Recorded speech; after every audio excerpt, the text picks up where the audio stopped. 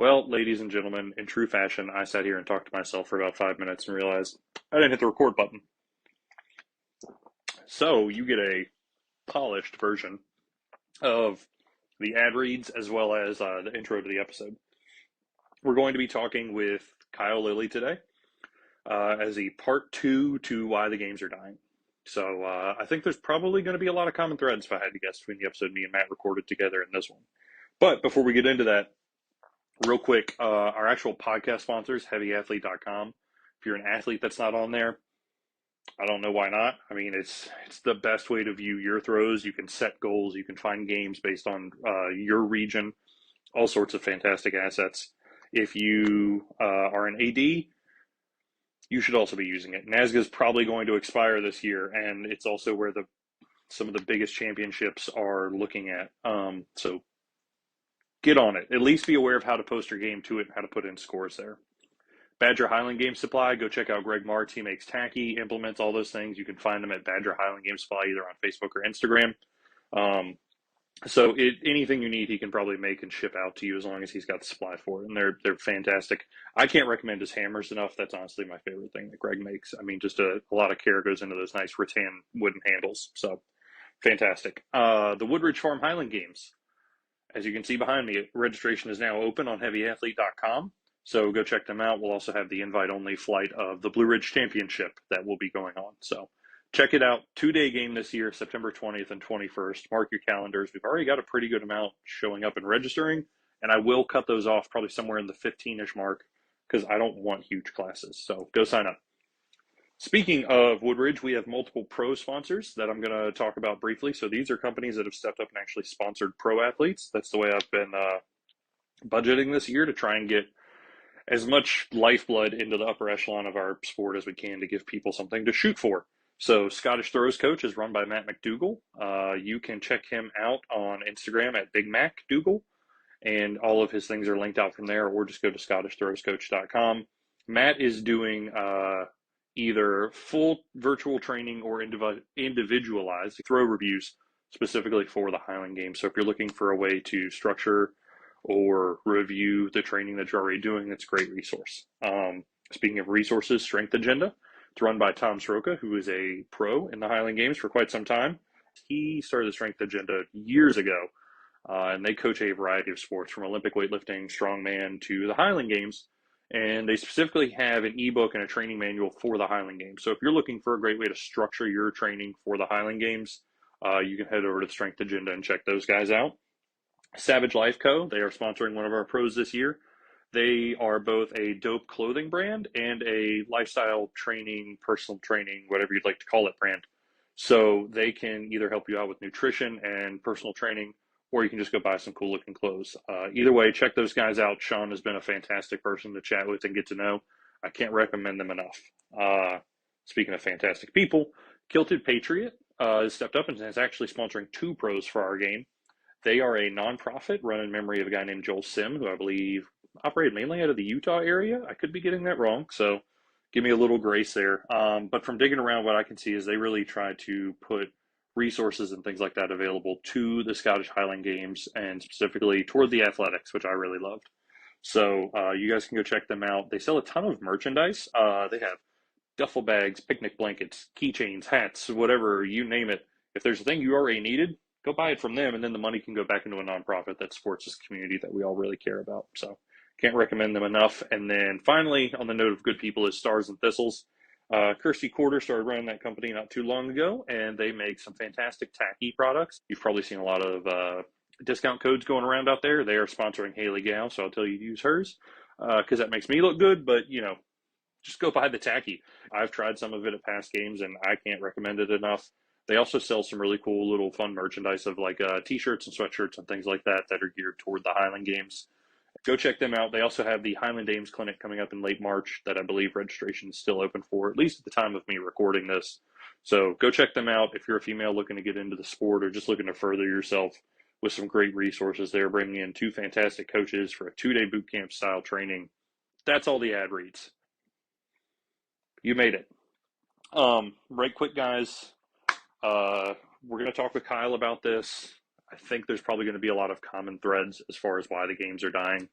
at least from the point of the athletes. I may keep this series just athletes. We'll see. I know I have at least one other guest I'm going to have on to talk about this because I'm aware that while I've run games and they've done okay, I don't consider myself primarily an AD. I am an athlete, and I think the athletics should be lifted up. And I think you're going to see a lot of people say that about games that aren't doing well.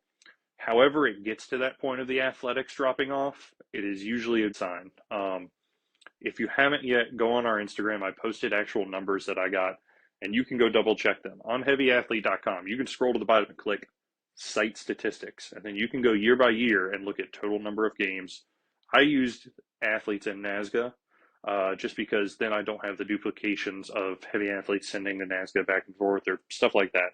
You're always going to have duplicates in NASGA of ADs misspelling names. It's one of the downsides of NASGA. Our actual number is probably lower. I'm just assuming that error rate is usually pretty constant. If 1.5% of our names put in there are misspellings and duplicates, it's probably always somewhere around 1.5%. But the fact of the matter is that we have not necessarily grown by any notable metric in at least 10 years. If you scroll back, as I did, I just didn't post all of them. I think it was pre-2010 was when we actually saw a jump in games numbers. You can go all the way back to 05, I believe, on the site statistics thing. And we were averaging somewhere a little north of 100 games a year in NASGA, and then it jumped to over 200. Then we stayed in that mid 200s to 300 range for a very long time, and we haven't really exceeded that in at least a decade. And we haven't exceeded much more than 3,000 to 3,100 athletes in a decade. And we just got back up to that number. So I think that's really telling. I think it's a discussion that needs to be had. Whether Matt's metric in the last episode of 10% growth is what the Highland Games needs because it's not exactly a business, I don't know, but I think it should be growing. And the fact of the matter is it's been at least a decade that I can prove to you numerically it hasn't been.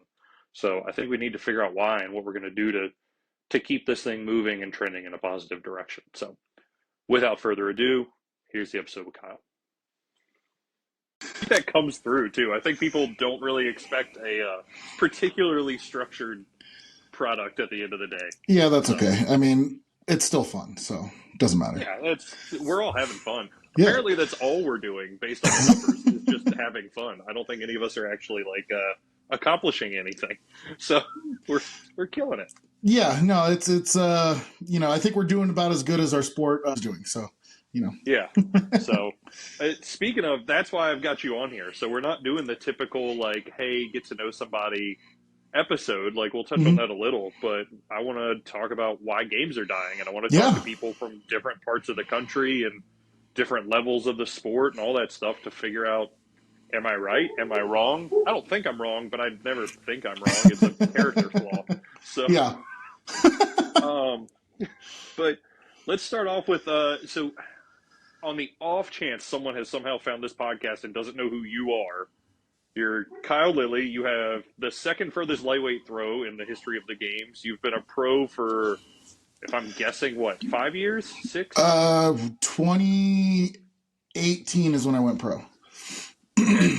So, all right. Maybe 7? 6 or 7? 7 years? Yeah. Yeah, something like that. So, in case anyone's like, why is this guy talking about it? Talking about it, right? So yeah. Let's jump off with, did you see the post that I made with the actual numbers, like of going back to 2015? I did see it. I don't remember details, if I'm being honest. Yeah, let me see if I can pull it up because I wanted to both get people's emotional responses about, hey, do you see games around you dying or do you see games coming back? What does it feel like? But also, is it actually happening? Like, do we have numerical data that says, hey, this is or isn't working? Yeah. I think both of those are important as I kick my tripod all around my office and fuck up my stuff here. So let's see if my iCloud actually synced and if I can see the numbers that I posted. I can. So, like, basically, if you look prior to COVID, looking at between 2024 and 2015, our biggest games numbers were both 2024 and 2017.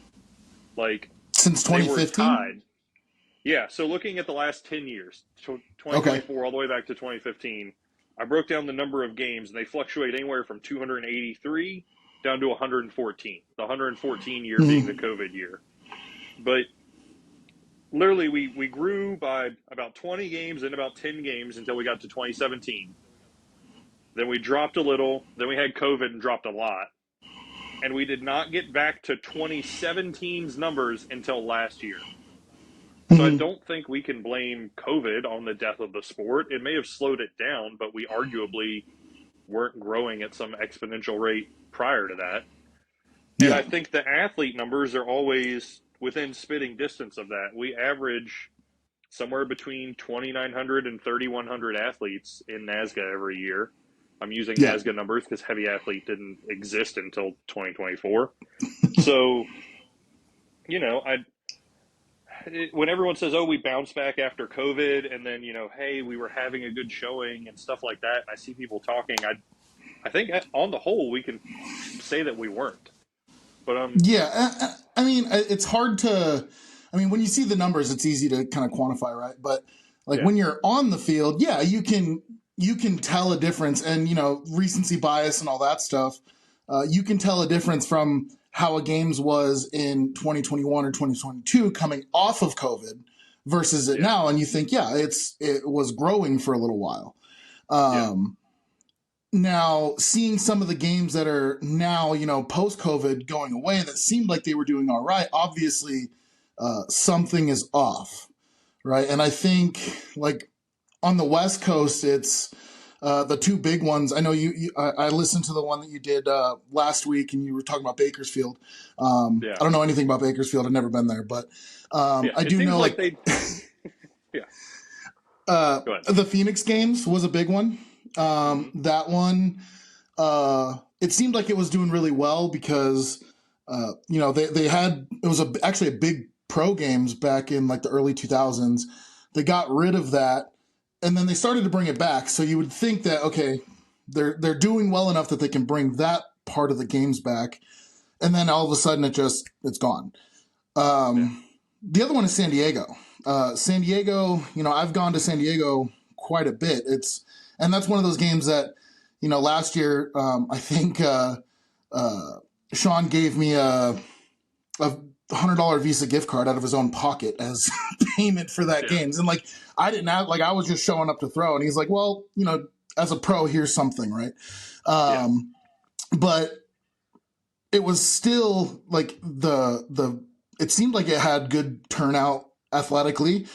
Seemed like it had decent turnout from like a spectator perspective, so that one kind of shocked me as well that one's gone. yeah. Is that what is the general vibe? So you've lost two big games. Has it felt like the games that you're usually participating at, or in the regions you're typically active in? Have you seen people talking about games going away more and more often in the Facebook groups or group chats or anything like that? The only one that has been like a big hit was Portland. Yeah, Um, Portland. There was a big controversy with Portland for a couple of years that they like completely were going to get rid of athletics in general, um, and that one used to be a huge games on the West Coast. Like yeah, the turnout was awesome. Like they could fill. They did the challenge caber in a football stadium, and the home stands was like full during challenge caber. yeah, So it had good turnout. So I don't know where. I mean, that was directly post COVID, so I don't know if COVID had something to do with that one. yeah. But I think all the games that have gone away in my area, or at least the big games that have gone away, I don't see some of the things that you guys were talking about on your last podcast. Hmm. Like, I think there was good turnout from athletes. Now, I don't know the specific numbers, so I could be completely wrong. And this is Yeah. just me eyeballing it, right? Hmm. Um, but there was good. It seemed like good numbers. It seemed like there was actually like competitive numbers as well. Um, and then uh, it never looked like there was like a lull in the crowd. They had actually good engagement from a announcer standpoint. So it seemed like they were doing everything right in like Good. some of the aspects that you guys were talking about before.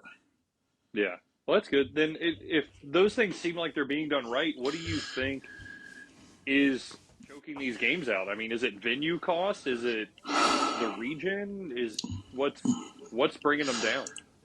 Uh, I think Phoenix, for example, I know they lost one of their major sponsors, which was Four Peaks Brewery.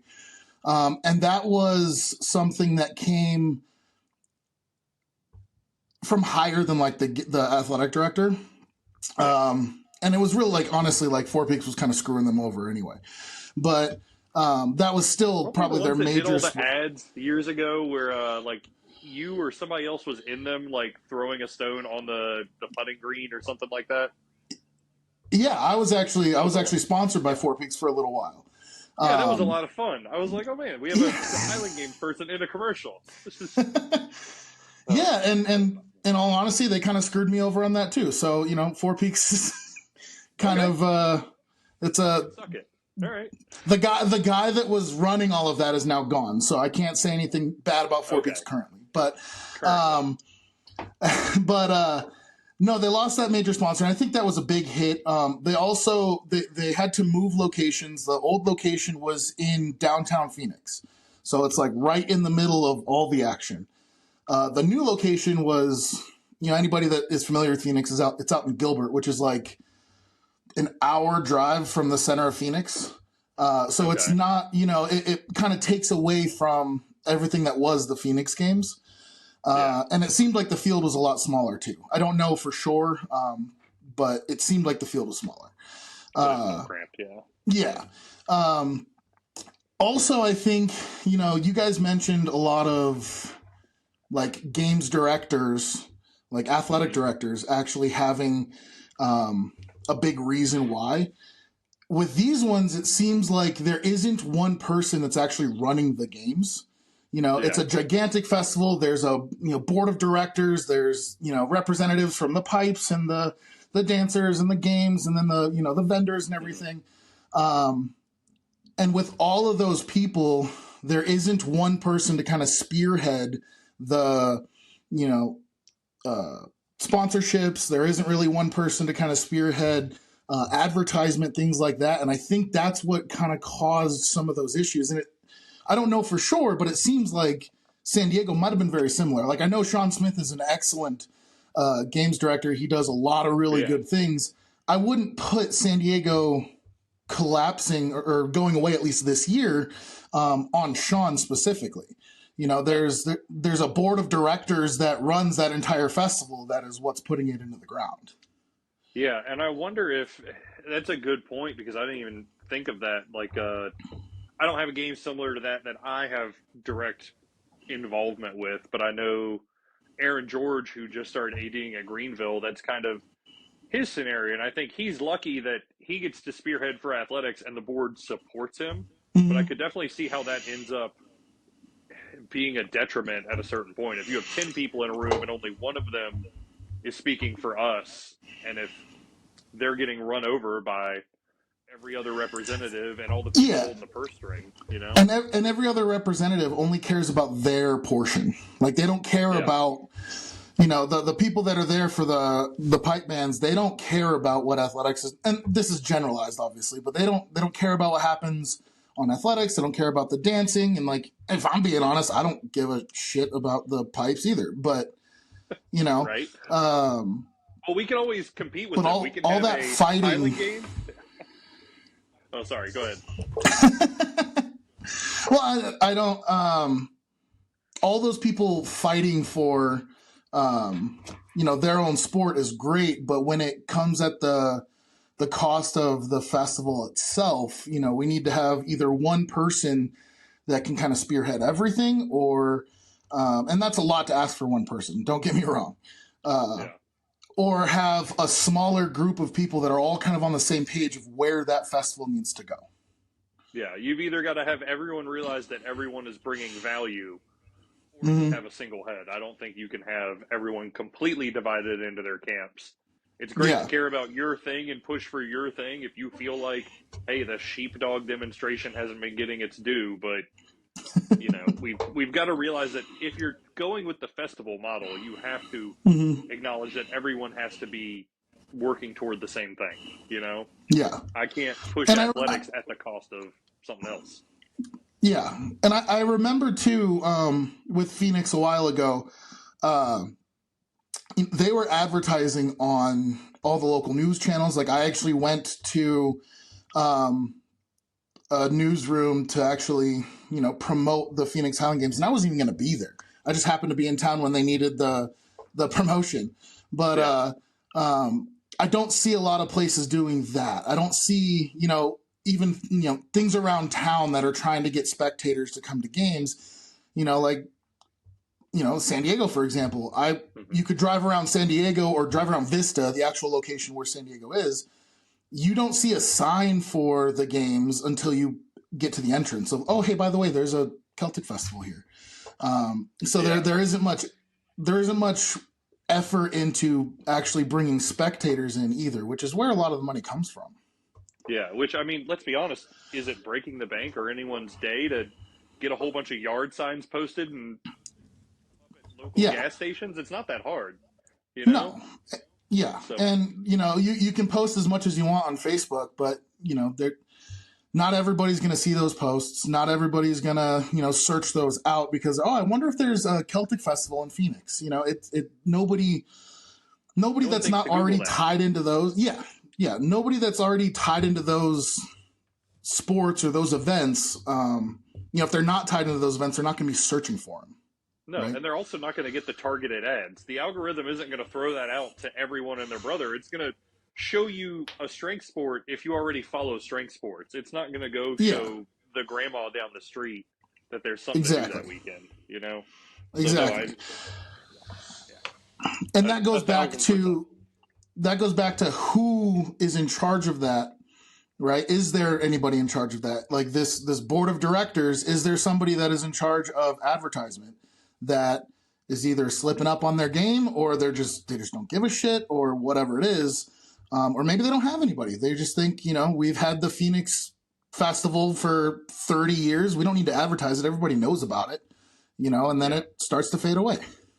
The other thing I wonder with really large festivals like that, like us from the athletic side, I don't know what their treasurer has been seeing return wise. I don't know what any of these Mhm. things have been happening. So you and I could be seeing the same product we've always seen, while behind the scenes, if they've been bleeding money, we may just see one year that the games goes away.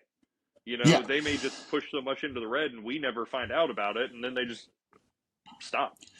You And know? that's kind of what I was told happened with Phoenix. Like, they were still trying to make payments or come up with money for vendors and things like that, this time a year later.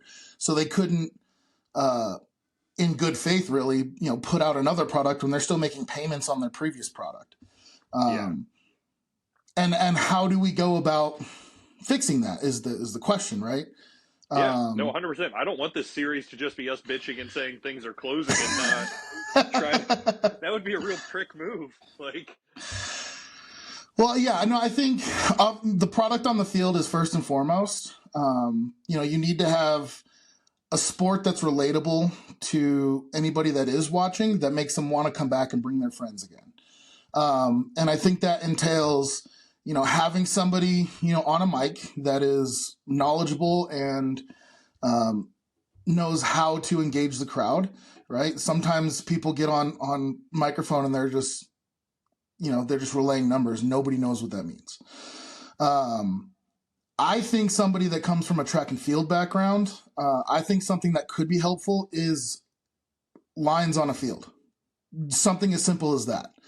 Maybe not sectors. Like I like the fact that, you can hook one super far left and it still might count, right? Um, but having markers out on the field that anybody in the stands can see, oh, that was a 60-foot throw. That was an 80-foot throw, right? yeah. Because the average person isn't gonna, they might see like, oh, that person looks more proficient in their throws, but they're not gonna be able to tell the difference between a 70 and 80-foot throw. Yeah. When in reality, the difference between a 70 and 80-foot throw is massive, right? Yes. But I think something as simple as that to help relate to the crowd can help a ton. And you see it at places like Victoria, Utah's Celtic, where they done that, actually I have think. Yep. Okay. Yeah. Yeah, they have markers out on the field. It's like, okay, this is at least your current leader. This might be the game's record or the world record, whatever it is. And even if it's just a flag, like I think it'd be visually better if you had like a line, so that way it's, if it's 30 feet left of the flag, people can still kind of tell. Yeah. But even just something as simple as that flag out there lets people know like how much of a throw or how good of a throw that is. And I think the director or whoever the judge is also needs to look at, because I've seen this at games too, where they put the hammer world record out there and they're like, this is the mark. And it's like, okay, well, the hammer world record's 150 whatever feet, and the Yeah. best thrower today is 135. That doesn't look good. Yeah. You're not doing anyone any favors to you have know everyone throwing 30 feet shy of the flag you put out there. It's not helpful. Exactly. Exactly. So even just a flag that says like, okay, this is 130 feet, this is 115 feet, whatever it is, just make it more understandable for the crowd that is there, especially at these bigger festivals, right? Where you do have hopefully a pretty big crowd that's watching. Yeah. I mean, even at the smaller ones, I think it's a great idea because, like you said, to keep people coming back. Because even, like, of course, I'm going to think of our game because it's the only one that I run that I have control over. But like, I need those same local people coming back every year, for the brewery to keep being excited about having us. Like, we want to keep that base and grow it a little, and keep that base and grow it a little. So, like, any small thing that can be Mm-hmm. done, we've even toyed with the idea of getting one of those nice big whiteboards just to write leader names and stuff like that up there so that everyone can follow along and go, hey, I'm pulling for that guy. His name is on the back of the shirt, and I can see that he's in second. Even if you don't write the specific Absolutely. distances and all that stuff up there, write the game's points and explain to them who's winning Yeah. and why and, by how much. Create that sense of competition. And that's something I do love about like Celtic. Celtic has, the giant whiteboard. They have every event and then what the points are from every event. And you can add those up throughout the day. Yeah. And, at the end of the day, you can look, okay, this person's in first, this person's 3 points behind him. And it's not just in the athlete tent, it's out there right on the field. Anybody can walk by and see it. Yeah, we've even done. We had so I have Mike from Heavy Athlete come to all my games and live input scores as we go because you Mm-hmm. can do that and watch the leaderboard update on Heavy Athlete. And so we even did that at the Virginia Scottish games, and we just had the announcer every once in a while go, "Hey, if you want to see who's in front, just go to this webpage, and you can just put it." We have QR codes on all of our banners that take you to the games page. So even if a games doesn't have a whiteboard, it's not that hard to just direct people. Hey, go to the games website, and it'll be updating as we go with who's winning which event. It'll highlight PRs and gold and all this stuff, and people can at least pull it up on their phone. You can do something. Yeah. You know? Yeah. No, and I didn't realize, I guess I did know that Heavy Athlete could do that, but Yeah. no, that's great. And there's another website, I don't remember the name of it, but I know Enumclaw, I believe, was using it last year, where Yeah. you could live update and check on scores and things like that, and that's a great Sweet. idea. Track meets have that everywhere. Yeah. Pretty much every collegiate track meet has that, where you can just pull up live results as it happens. Yeah, and it's Um, not that hard. no, So even if the you're a couple of throws behind, giving people in the crowd a way to follow along and root for a person and root for stuff is beneficial. Absolutely. So Again, it goes back to the games being relatable mhm. to the people in the crowd.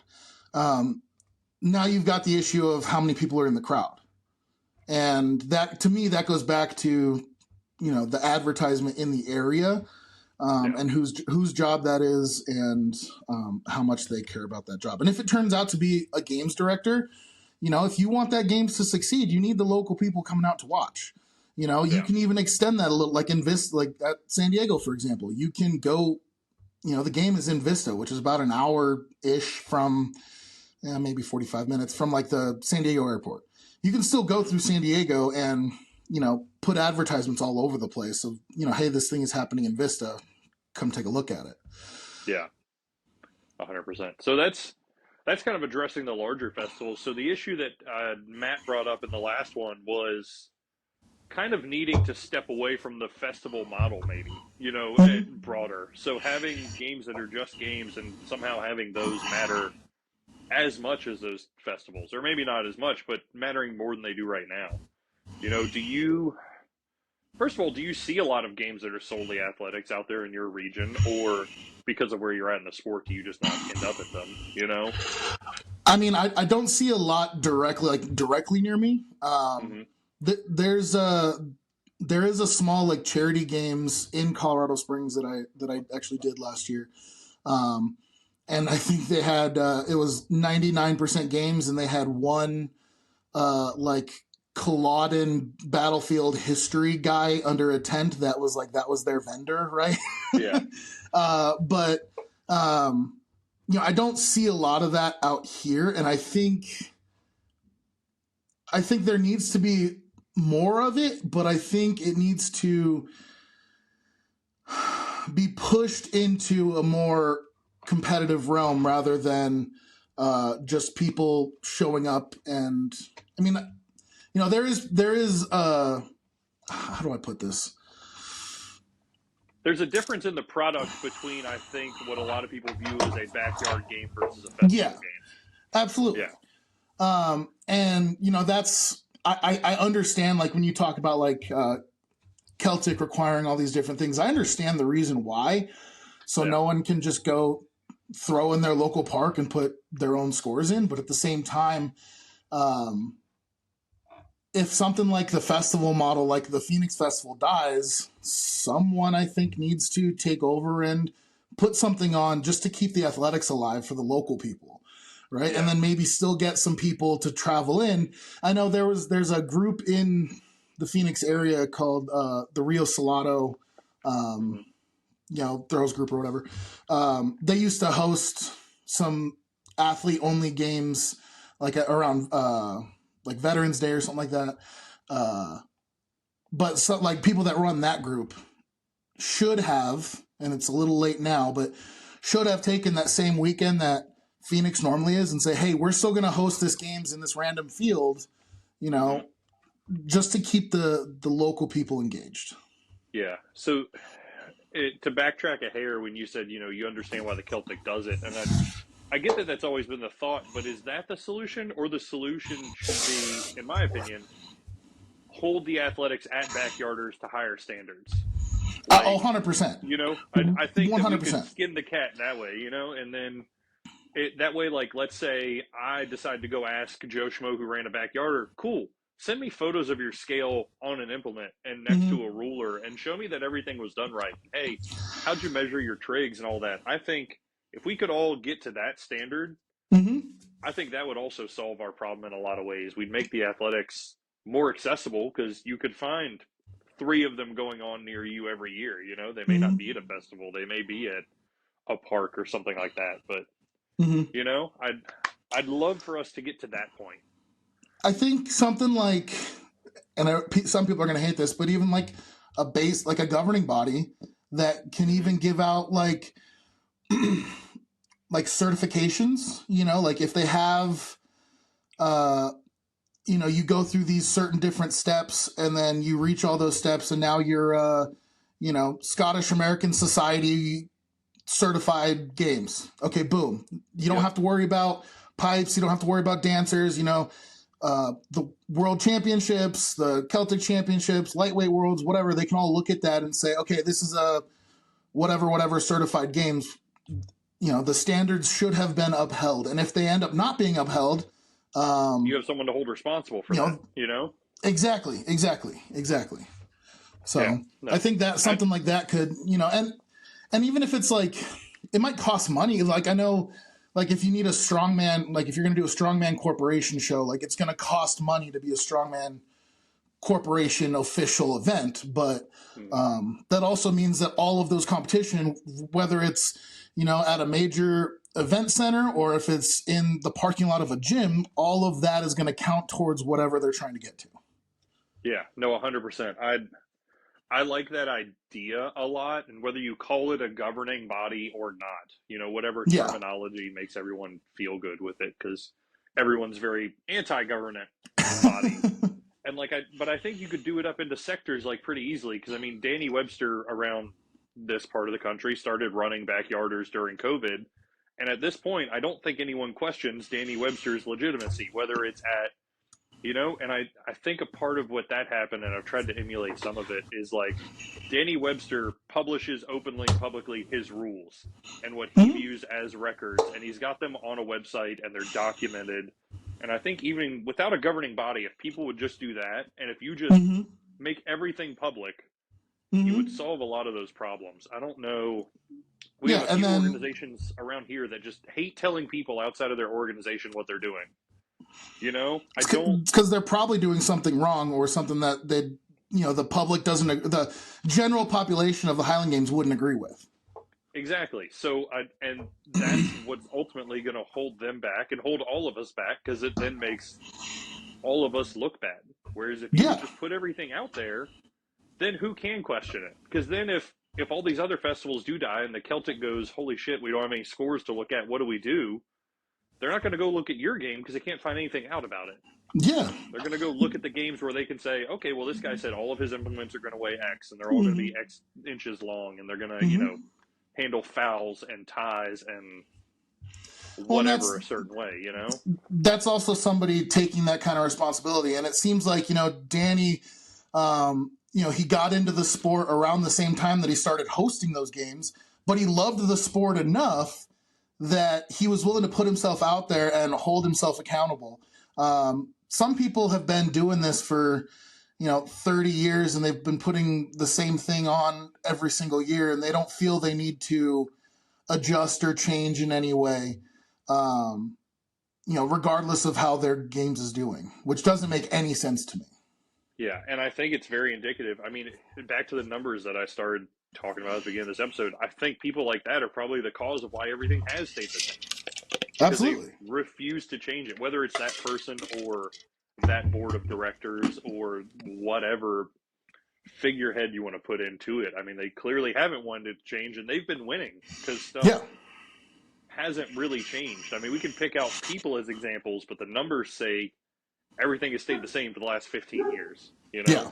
Yeah. which is a And shame. I'm curious, like, I'd be curious to see what those numbers are for some of the really big festivals. Like it's Mm-hmm. like Celtic's hard to track because it's free for everybody to go to. So you don't know Yeah. who's all there. But like a Pleasanton, you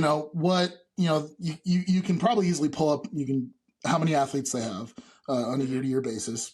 But then to see like what their crowd turnout is every year. And I've seen Pleasanton have insane crowds, and I've seen Pleasanton have ridiculously small crowds for what that venue is Yeah. from year to year. And sometimes it is out of your control. Like there was one year that Pleasanton was 115 degrees, and no one's going Yeah. to We want to do go have a very weather dependent sport. to that. It's. And I like the idea of like some indoor spots, some indoor Mm-hmm. games.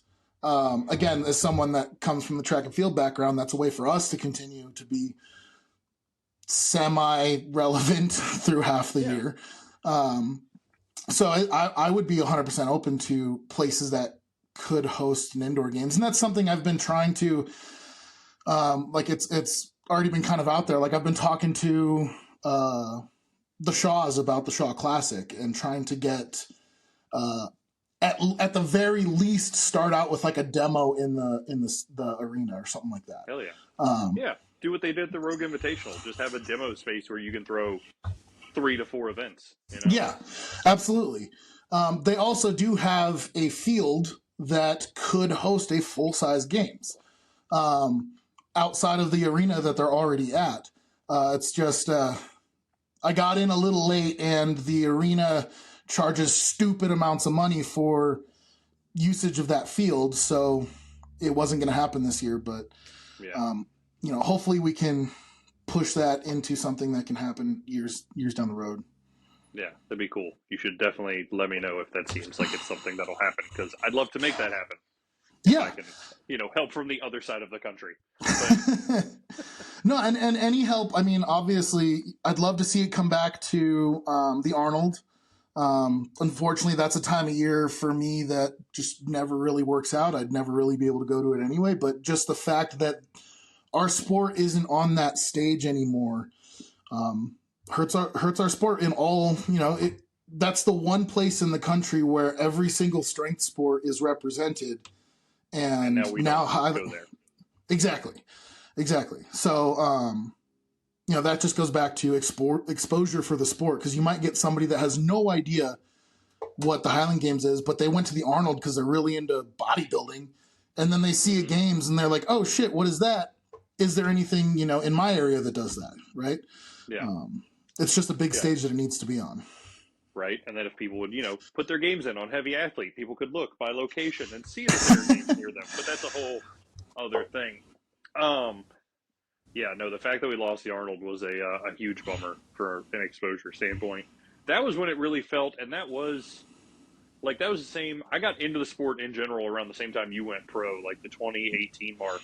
And that was when it really felt like things were elevating. I mean, Throw Bros was on a tear, Yeah, pushing good athletes. they did like the live stream thing at the Arnold, and Yeah, dude, I still go back and watch old HG live videos because they're just yeah, great ways to watch technically good throws. Like if I want to go to a spot on YouTube and just watch a whole bunch of pros throw heavyweight, I'm going to the Utah stream and I'm just watching a whole bunch of pros throw heavyweight. yeah, Like absolutely. And you might know, I've talked to Beach a little bit, and I know Aaron. I mean, him and I have competed with each other a couple of times, but I wouldn't say that I know them extremely well. But they were doing some fantastic things with like HG Live and Throw Bros and things like that. So I was really bummed to see that one go away as well. Yeah, I've tried to harass them into getting back into it, and I think they're just at a different life stage now. But, Yeah. it gives me a chance to get on here and talk about stupid shit. And then maybe in like 15 years, everybody will be like, you remember when Jeremy had a podcast and he would talk to people? So have you thought about, because I think another thing that can help us with, exposure is a way to live stream events. Have you thought of a way to do that? We've been working on it. We wanted to live stream Woodridge and Battlefield last year. The issue with both of those came into like the physical equipment demand of both of those were so small. Like I'm running the PA system and all that along with entering scores and doing all that. They were both in their first year. So like my phone was really important to do 3 different things, and it became very tough to, all right, I'm going to go set it over here and live stream stuff right now. Yeah. What I'm going to try and do this year, if I can't pull off the live streaming, because live streaming is cool, but what I tend to see is you get about 10 people from across the country who are just athletes who want to watch it. What I'd rather do is just record it all and then actually put out an edited down product. Yeah. And kind of chop it up the old HG Live way, Yeah, like, that's something. Yeah. I don't know if you listened to the podcast I did with John, but him and I spoke about that quite a bit. Of like, I think there needs to be both. You can take a live stream, and like it's something I've thought about like doing, and I talked to John about maybe using a game like Pleasanton for example is. I have a GoPro that I can record. I have a phone I can live stream from, and I can set them in the same area, and I can do both. What I thought about bringing John, like I was talking about having John come out to Pleasanton and just doing like live commentary on the live stream, right? Yep. And then you can take the edited version that I got on the GoPro and make a legitimate video out of it. And I think that, doing both, but I think there needs to be like, if that's something, Heavy Athlete might be able to do as like a host spot for that.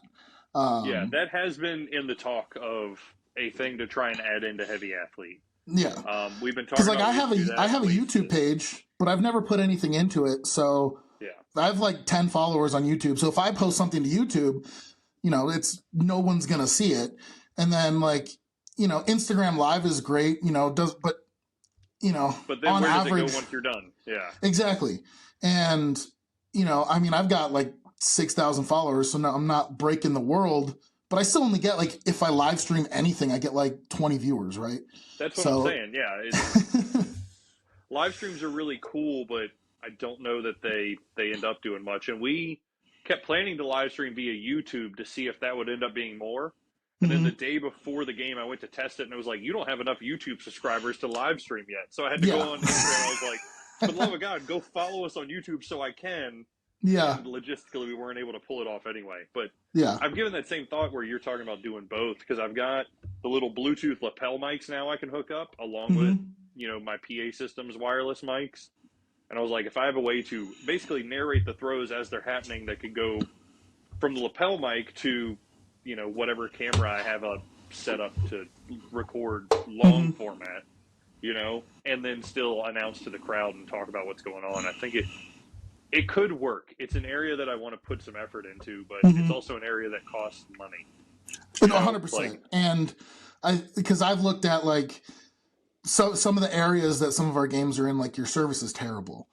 yep, So I've even looked at like, okay, what if I get like a Starlink that I can connect my phone to, but then you're looking at, yep, it's $500 for the equipment. It's $200 a month for the service. Like it starts uh to huh. become a process. It spirals a lot. All the people that yelled at me for like the first 6 months on this podcast, going, "Your audio sucks," I was like, I'm aware. I just I don't have $350 to throw at a mic system yet. Yeah. I just That's where, realized that my AirPods will still work on my cell phone app for this, and nice. that's fantastic. But That's where I lucked out with this microphone. Actually, I did a podcast. I'm 100% blanking on the podcast now, and I feel really bad about it. Um, but I did a podcast in like 2018, and it has a pretty big following. And they were like, "Hey, do you have a microphone?" And I was like, "No, like I've got my cell phone, whatever." They were like, "Okay, what's your address?" And they sent me this like $200 like Amazon yeah, microphone, and they're like, "Hey, we do this for everyone that doesn't have a microphone. You can keep it." And I was like, "Okay, sweet. cool." But Yeah, so I looked out in that one for sure. no, that's fantastic. But yeah, so yeah, no, live streaming would be great. I also need the juice to be worth the squeeze. And like you're saying, I mean, even if you have 6,000 followers, having 20 people, it's then really hard for me to justify sacrificing my phone that's always on me, because if the brewery manager needs Yeah, something, or one of my judges at the other end of the field, I think there also needs to be a major host, and like Heavy Athlete being a host that could share that stuff would be really cool. But I think if we could, and there's ways to do it, get someone like Rogue involved on a yeah, more consistent basis, where like maybe the four biggest games in the country can be live streamed on Rogue's uh, yeah, YouTube. Now that involve and there's people within the games that have very good connections with Rogue. I'm not gonna put any names out there, but um, that's something that I think those people that have those connections can really blossom into something that would be really cool. They yeah, just haven't done it. yeah. No, that's a really good idea. But yeah, no, with putting it on Heavy Athlete, it's definitely been one of those things of, hey, we'd like to do it. We want to have a way to run ticketing on there too, because like, let's say you Hmm. are a small festival and you're trying to start up, you could run, athlete registration and the public's tickets, and then maybe a live stream Hmm. all in one spot, and everyone can just go there for it. I mean, that's the Yeah, eventual goal of it, is a one-stop shop for everything, right? People could yeah. sell implements, people could sell tickets, people could sell registrations, and just do everything in But one spot. I think for it to grow, though, we need that major backer. Whether it's Yeah, that's why one of the reasons I want to try and get the Shaws involved. Because they're setting up something that I think is going to be competing with, if it's not already competing with the Arnold very very soon. yep, Um, and their connections with like Rogue and things like that. But trying to network a little more to those kind of companies that have those big followings that are already involved in huge strength sports, trying to show them the appeal. And I think that's what was great about what they did over at the Rogue Invitational, just kind of hmm, showing that appeal to what this sport can be, even in a setting like that. Um, yep. but I think more can come from that for sure.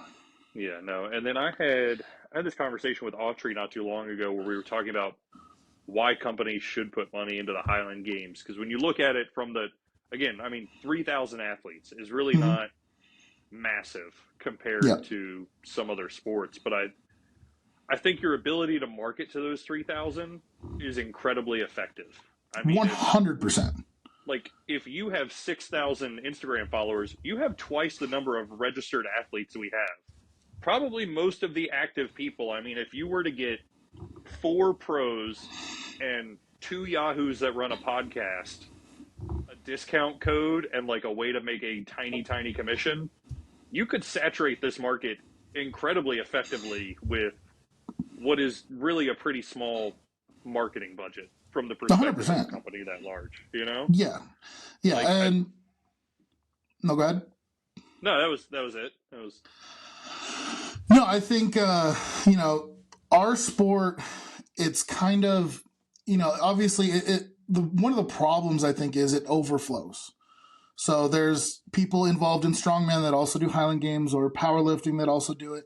And then you're almost double dipping some of those. Like, you know, if someone's sponsored by Cerberus, you've got a Highland Games athlete sponsored by Cerberus, you have a strongman athlete sponsored by Cerberus, but that strongman athlete has 10,000 followers. That strongman athlete's probably going to get more of the juice. yeah.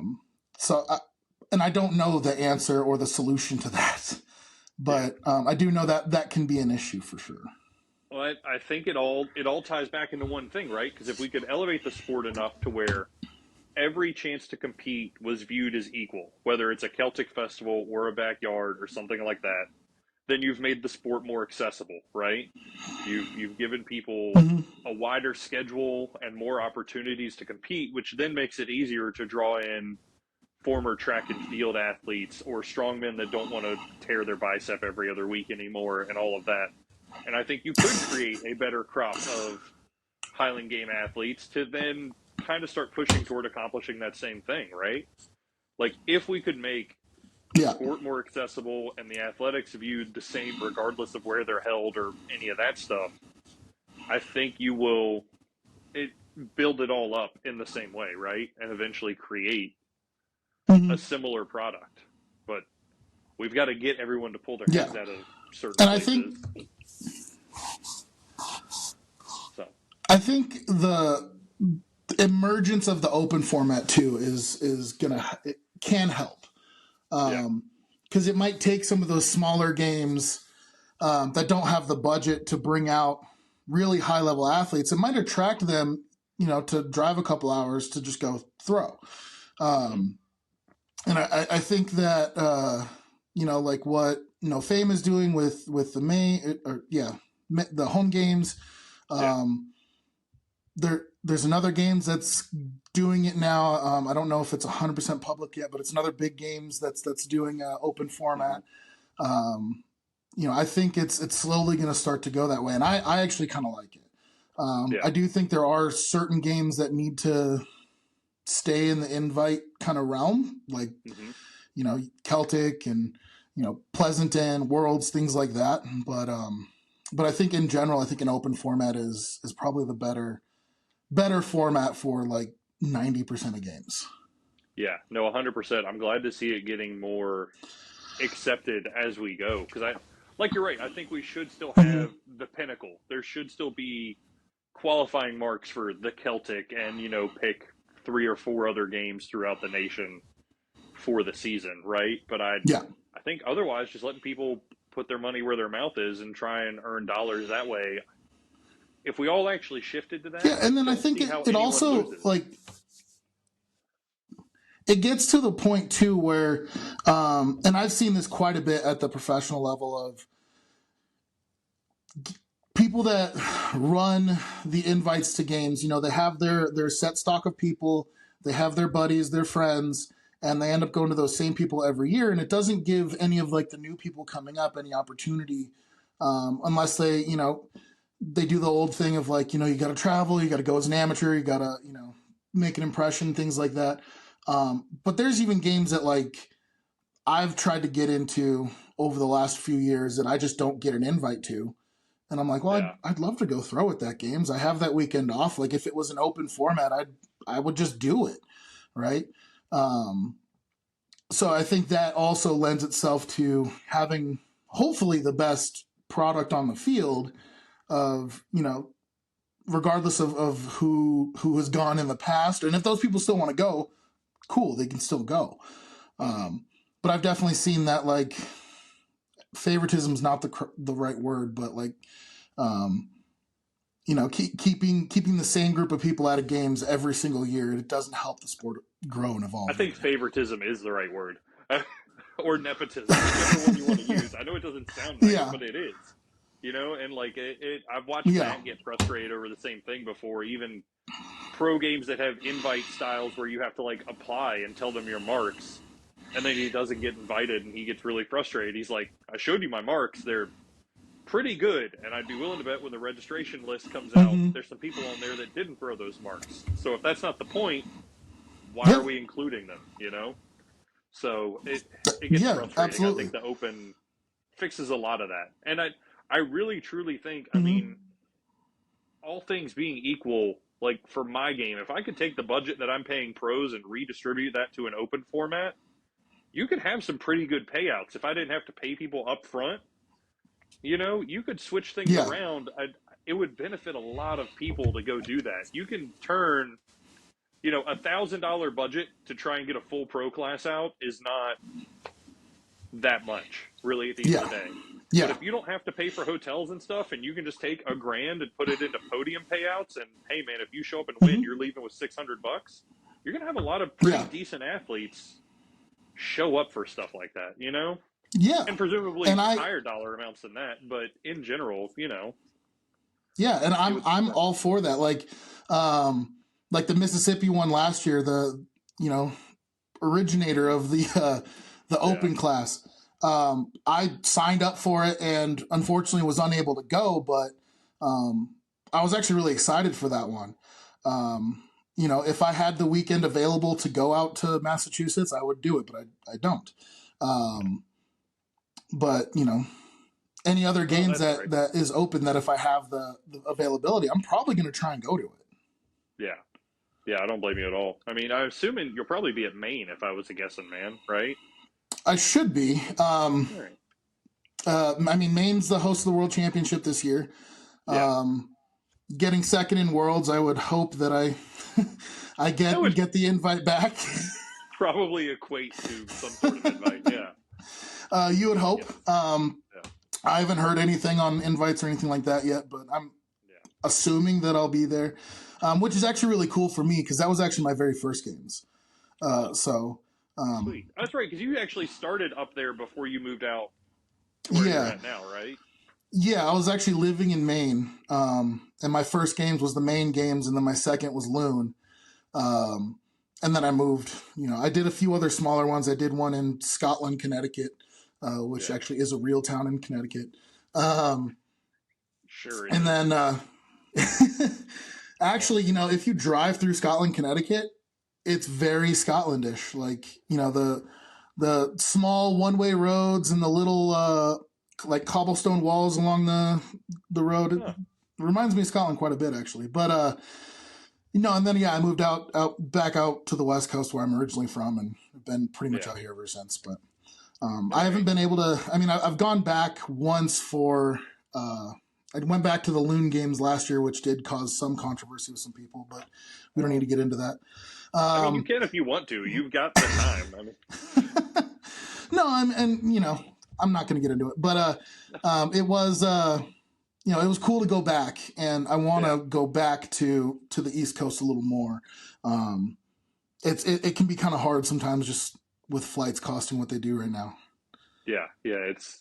It's not easy now. Yeah, yeah, especially Um, like with something like Loon, they pay for your travel, so going out there, if I get the invite, I'm going.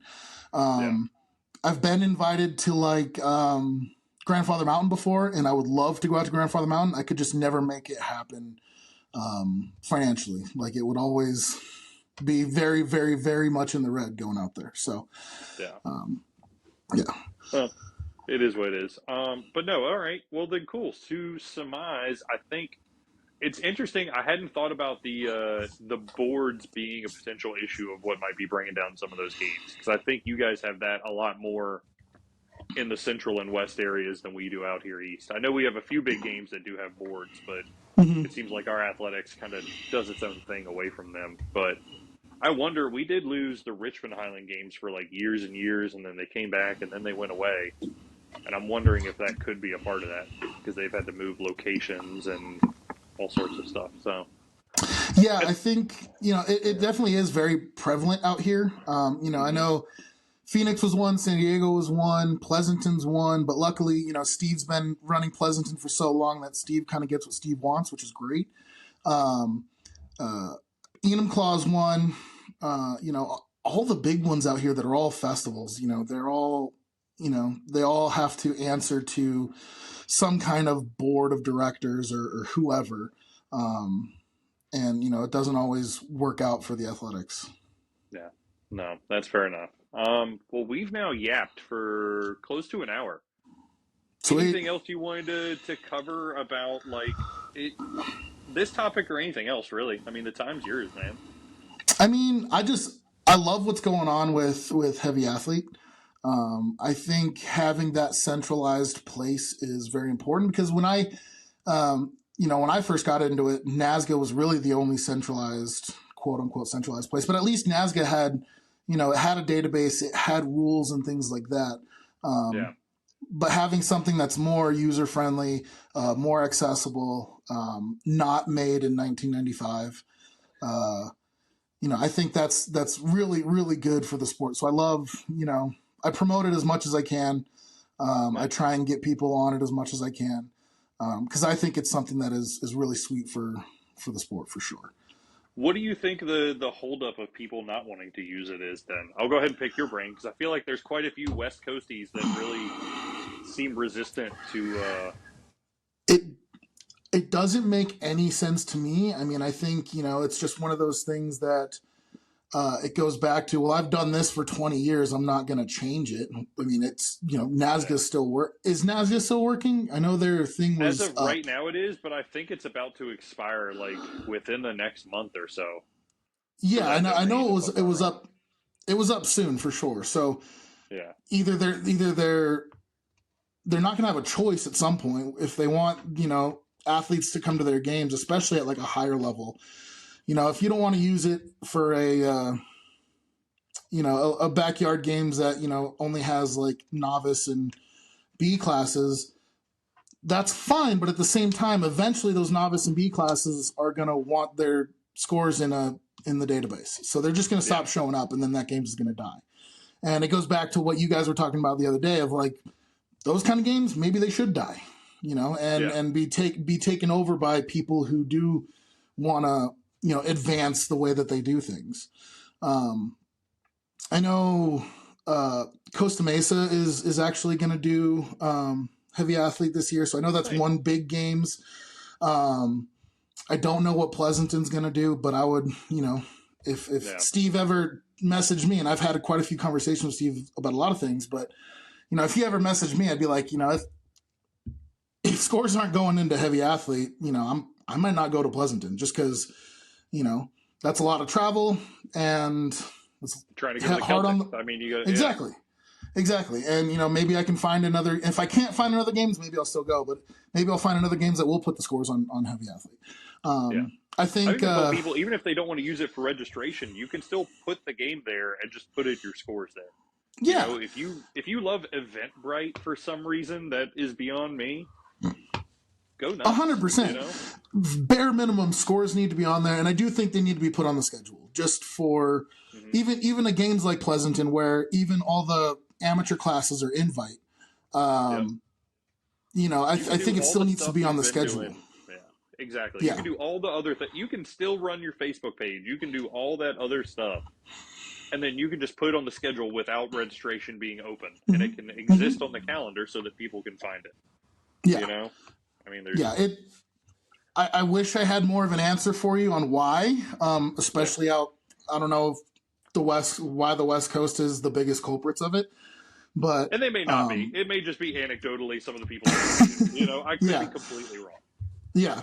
So, But no, I think that I had a question on like I did like a Q&A on my Instagram, and one of the people asked like, "Hey, is there a Iron Podium like website for Highland Games?" And I pointed them to Heavy Athlete, hoping that eventually it turns into something like that, and I yeah, think it I mean, is. that is the goal. And it's honestly, it's better for our sport than it is to try and use Iron Podium. I know Yeah. people started using Iron Podium a lot, because Nazca was a pain in the rear end. But Mhm. like, you have something that does the same thing but geared toward our sport.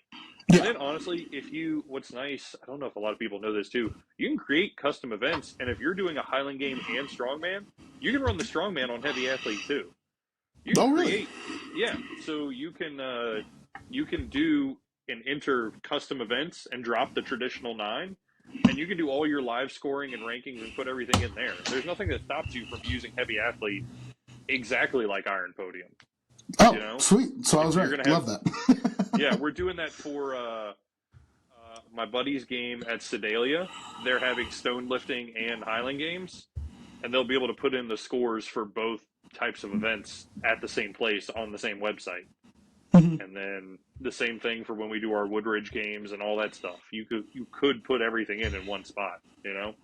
No, I I love tried that. to drop a hint to Fee4 because like they run all of their stuff off of like a Google Doc, and then Uh, I think they lost it, and they were like, "Oh, we've got to start registration all over again." oh, And I was like, Jesus. "Just go use." You run like 3 Highland games plus a couple of strongman. Just put it all in one spot. Yeah. It'd be so much easier. But, Yeah. FIFA's a cool spot, but yeah, it's definitely, um, logistically could be ran a little better, but overall, I think they do some really cool things. yeah, I'm hopefully going out there for the first time this year, so Oh, we cool. shall see. Yeah, So yeah, I haven't made it out yet. are you doing the whole like power week? No, well, I'm gonna go for a week Uh, and do the amateur Highland games. got it. Like, just go knock that out, but be up there because I've got friends that are doing some of the grip stuff. I've got friends that are doing the strongman stuff and the stone stuff. So I'll go Yeah. up there and be at a cool Norwegian hotel for 7 days. No, it's a sweet spot. I've gone twice. I did once as an AM. They held like AM Worlds there, Mm-hmm. and then the year after, I was over in Scotland, and Francis was like, "Hey, just hop on over to Norway, and you can do like a clinic during the week." And I was like, "Cool." So I went and spent the week there and did a clinic. But be prepared. He's probably going to try and rope you into doing the Stones of Strength, 100%. That's what I've heard, and I'm just gonna say no.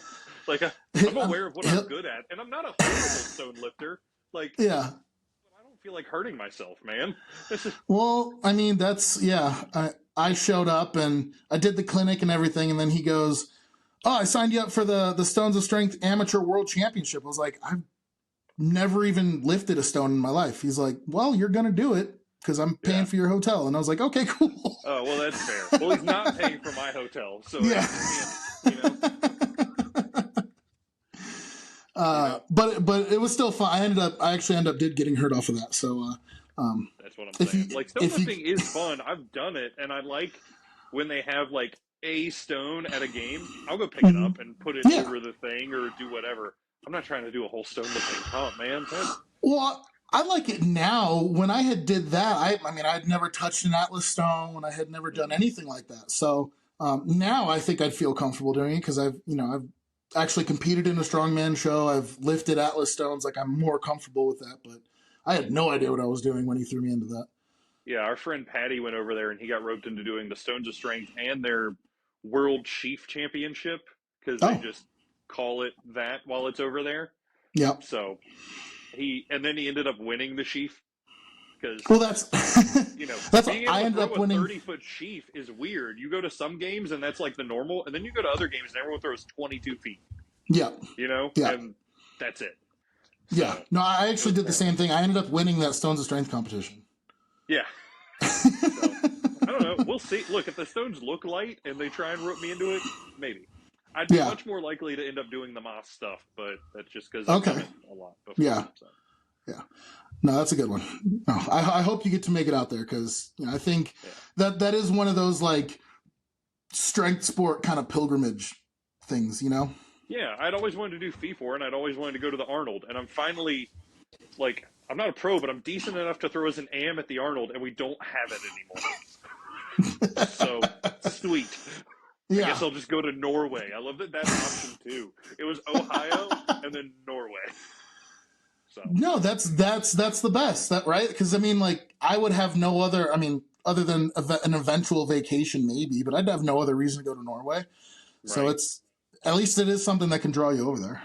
Yeah, 100%. When I went to Poland for Moss, I mean, I can't imagine any other reason I would have gone to Poland. It's No. not a nope. Do you So have any intentions on going to Scotland at all? I would love to, especially with Matt talking about now wanting to just move there. Like Mm-hmm. I would definitely, especially if he goes over there and gets a place. Yeah, I will get a plane ticket, just go crash on his couch, go do a games week, and then come home. You know, Yeah. I think that's Yeah. incredibly doable now. So, Yeah. but, No, I would actually, I'm actually very jealous of Matt if he actually does get over there because that's something that I would love to do as well. right.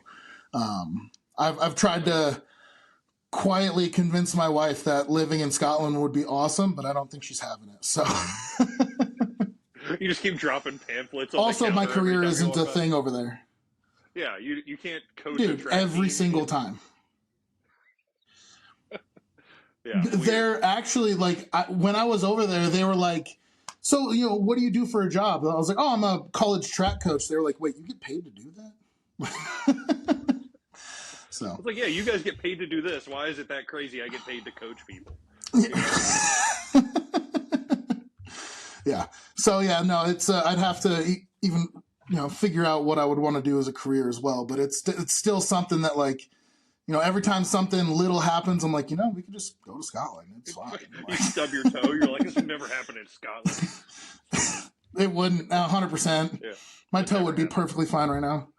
It's Yeah. ridiculous, but Oh, all right, man. Well, hey, I appreciate you coming on. Come back anytime. You know. So of course, yeah. No, anytime you want me, I'd love talking about the game. So if there's ever anything else that you want to chat about, just hit me up and we'll find a day for sure. awesome. I appreciate it, man. All right, man. Well, good luck with everything this year. Good luck with your games. I think you're Yeah. doing pretty cool things there. So, I mean, hopefully, we'll see if it all works out come September. nah, you'll be fine. You'll be fine. All right. Appreciate it, bud. All right, man. Talk to you later.